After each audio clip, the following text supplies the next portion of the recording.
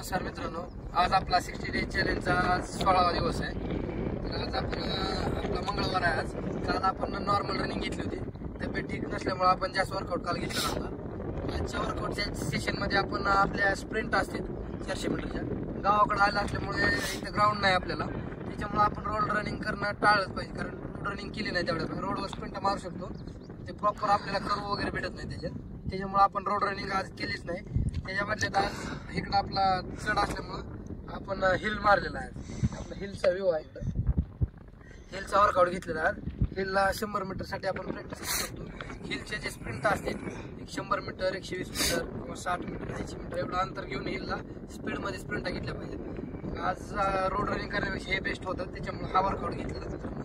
त्याच्यानंतर आपण थोडीफार स्ट्रेचिंग वगैरे करून घेतलेली आहे. आता आपला दिवसाचा शेड्यूल जसं असेल तसं आपण जसं जमेल तसं घरी जाऊन आपण डाएट वगैरे खाऊन आपला अभ्यास करणार आहोत. जेवढा टाइम भेटेल तेवढा आपण जास्त वगैरे आता या 2 दिवसात आपण अभ्यासाला देणार आहोत.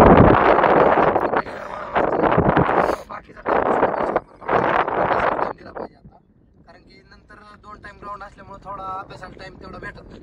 मग आता आहे 2 दिवस, तर त्याच्यात आपण अभ्यास करून घेऊया आणि आपलं बाकीचं जेवण वगैरे संध्याकाळी नॉर्मल करून घेऊ. तर मित्रांनो, आपण सकाळी आपला वर्कआउट करून आल्याच्यानंतर डाएट वगैरे घेऊन आपण आपल्या सकाळच्या सेशन मधला अभ्यासाचा टाइम तो घेतलेला आहे. 2 तास आपलं मराठी आणि दुपारच्या 1-2 तासात आपण गणित बुद्धिमत्ता घेतलेला आहे. आता संध्याकाळी तब्येत ठीक नसल्यामुळे मी हॉस्पिटलला जाऊन आलो. डॉक्टरांनी रेस्ट घ्यायला सांगितली होती, त्याच्यामुळं उद्याच्या वर्कआउटला आपण रेस्ट घेणार आहोत. आणि आजचा जो आपल्याकडे भरपूर टाइम शिल्लक आहे, त्याच्यामुळे आता आपण मागच्या वर्षीचा क्वेश्चन पेपर सॉल्व्ह करून घेणार आहोत.